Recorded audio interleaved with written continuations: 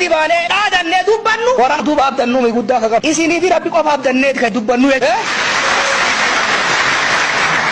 Rabbi bira jirti ta isinii moo isin bira jirti akka amma duraatitti falmannee dhaadannee girgaara fedhetti buune warra taankii meeqa qabu feesbuukiin akka harcaafne ta'e arrallee taayitaa seente tana akka biyya kanaaf ta'utti akka ummata keenya ta'utti ka godhuu dandeenyu ani isinin kijibu mootummaa isinaa kijibu eewumsa kana bakkaan gahuudha humni kan jiru eerroo kana humni kan jiru isin argate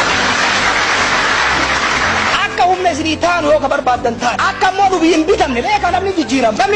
rabbi malee namni jijjiiram kan maana irra sin dura dhaabatu kun borosee gara galuu danda'a bigaraati dubbii waan biraati nullee akka kararraa mai akka dantaa teessan qofa gooftaan keenya ummata hidhabdi lammaan gooftummaa keessan mirkaneessuu qabdan akkamitti mirkaneessu tokkummaa keessa cimina keessa bakka sirri irratti nu bira dhaabachaa akka dongora nu dura dhaabachaa tokkummaa yoo ka deemtan taate haga dhumatti ashkara keessan jabaa taanee itti deemne onnee qabuusaa gabricha jaba yoo ammoo isin qoqqoodan taane namni siyaasaa akka naggaadee yoo ta'eef jumlaan gurguru yoo